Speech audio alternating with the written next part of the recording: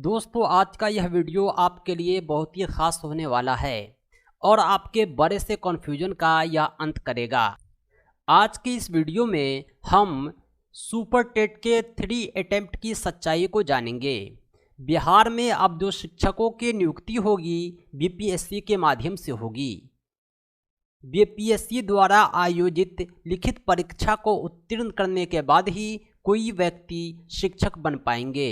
उसकी योग्यता क्या है, सारी जानकारी हम पिछले वीडियो में साझा कर रखे हैं, जिसका लिंक आपको इस वीडियो के डिस्क्रिप्शन में मिल जाएगा। उस वीडियो में मैंने यह भी बतलाया था कि इस परीक्षा में सम्मिलित होने के लिए किसी भी अभ्यर्थी का शिक्षक पात्रता परीक्षा उत्तीर्ण होना अनिवार्य है।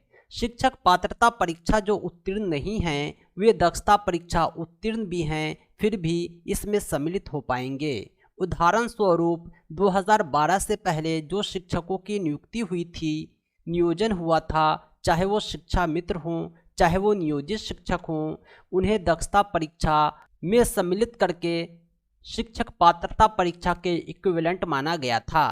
कहने का मतलब ये है कि आप शिक्षक पात्रता परीक्षा चाहे बीटेट हो चाहे सीटेट उत्तीर्ण होने के बाद ही आप बीपीएससी द्वारा आयोजित शिक्षक भर्ती परीक्षा में सम्मिलित हो पाएंगे। मैं अपने बहुत सारे ऐसे साथियों को जानता हूं जिन्होंने शिक्षक पात्रता परीक्षा को फर्स्ट अटेम्प्ट में ही क्वालिफाई किया है।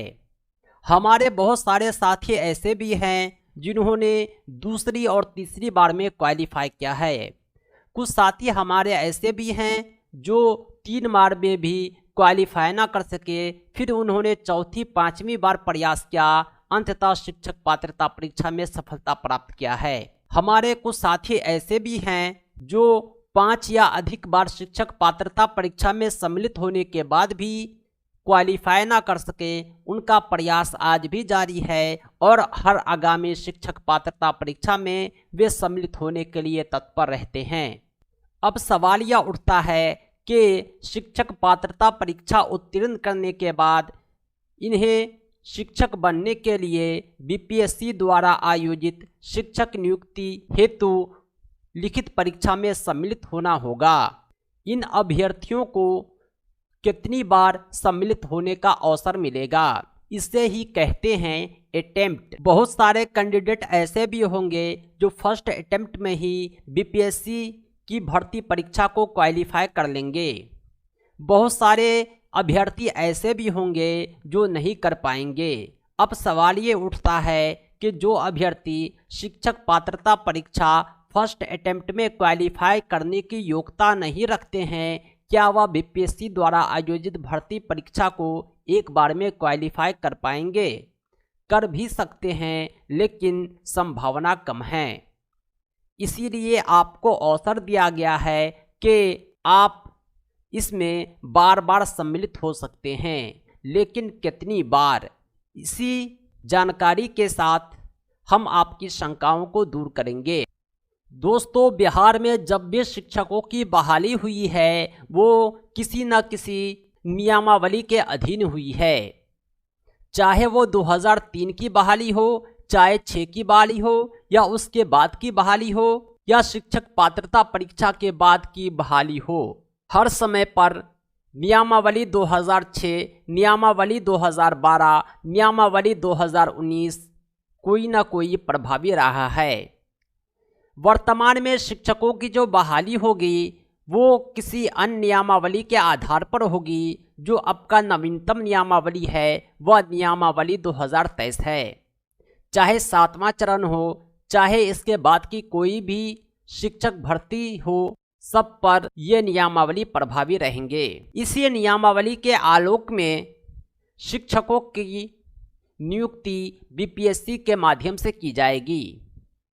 बिहार राज्य विद्यालय अध्यापक नियमावली 2023 के बिंदु 7 में जो नियुक्ति की प्रक्रिया से संबंधित है, स्पष्ट रूप से लिख दिया गया है कि आयोग के माध्यम से शिक्षकों की नियुक्ति की जाएगी और परीक्षा हेतु पाठ्यक्रम का निर्धारण भी आयोग द्वारा प्रशासनिक विभाग के परामर्श से किया जाएगा। निर्धारित पाठ्यक्रम के आलोक में परीक्षा का आयोजन, प्रश्न पत्रों का निर्धारण, उत्तर पुस्तिकाओं का मूल्यांकन तथा परीक्षा फल का प्रकाशन आयोग द्वारा किया जाएगा। परीक्षा पैटर्न का निर्धारण भी आयोग द्वारा ही किया जाएगा, जिसमें आवश्यकता अनुसार विभाग से परामर्श लिया जा सकेगा। कहने का मतलब यह है कि आपकी परीक्षा होगी और उसका पाठ्यक्रम हो, सिलेबस हो आदि परीक्षा संबंधी सभी गतिविधियां आयोग द्वारा निर्धारित की जाएगी। और सबसे इम्पोर्टेंट बात यह है कि कोई अभ्यर्थी इस नियमावली के अंतर्गत अधिकतम 3 बार परीक्षा में भाग ले सकेगा। स्पष्ट रूप से लिख दिया गया है बिहार विद्यालय अध्यापक नियमावली 2023 के बिंदु 7 नियुक्ति की प्रक्रिया के 6ठे सब बिंदु में, जिसे आप अभी स्क्रीन पर देख रहे होंगे। कोई अभ्यर्थी इस नियमावली के अंतर्गत अधिकतम 3 बार परीक्षा में भाग ले सकेगा। कहने का मतलब यह है कि आपको केवल और केवल 3 अटेम्प्ट दिए गए हैं। शिक्षक प्रशिक्षण पूरा करने के बाद, शिक्षक पात्रता परीक्षा पास करने के बाद आपको 3 बार अवसर दिया जाएगा शिक्षक भर्ती परीक्षा को उत्तीर्ण करने का।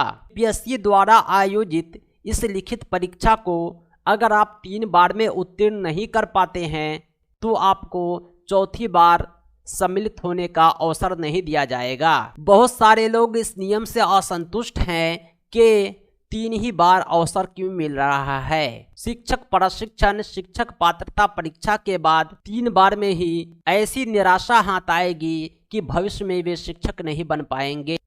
वही हम दूसरी परीक्षाओं की और अन्य राज्यों के शिक्षक नियुक्ति की प्रक्रिया को देखते हैं तो हमारा असंतोष काफी बढ़ जाता है। बीपीएससी द्वारा आयोजित अन्य परीक्षाओं के लिए कोई अटेम्प्ट लिमिट नहीं है। वहीं देश की बड़ी परीक्षा यूपीएससी की बात करें तो इसमें 5 बार अटेम्प्ट दिए जाते हैं। देश के अन्य राज्यों में भी सुपर टेट का आयोजन होता है और सबके लिए नियम अलग अलग है।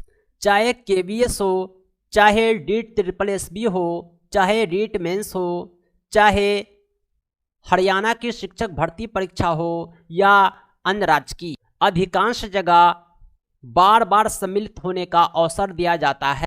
कोई अटेम्प्ट लिमिट नहीं होता। दोस्तों, क्या आप इस नियमावली में संशोधन की आवश्यकता महसूस करते हैं? अगर हाँ, तो क्या ये संभव है? दोस्तों, इस नियमावली में संशोधन का अधिकार केवल और केवल शिक्षा विभाग को है। शिक्षा विभाग जो नियमावली बनाती है या इससे पहले भी बनाई है, वह राष्ट्रीय अध्यापक शिक्षा परिषद एनसीटीई के परामर्श से ही बनाती है।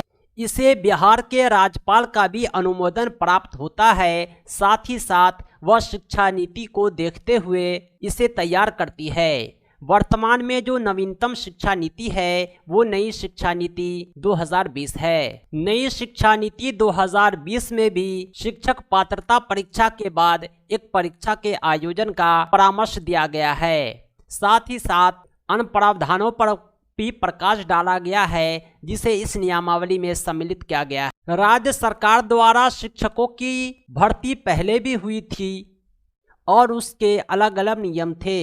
2003 में पहली बार जो शिक्षकों की बहाली हुई थी, शिक्षा मित्र की बहाली हुई थी, वो भी एनसीटीई के परामर्श के उपरांत हुआ था। उस समय बिहार में शिक्षकों की भारी कमी थी, इसीलिए राज्य सरकार ने उन्हीं लोगों को अवसर दिया जो केवल और केवल मैट्रिक और इंटर की योग्यता रखते थे।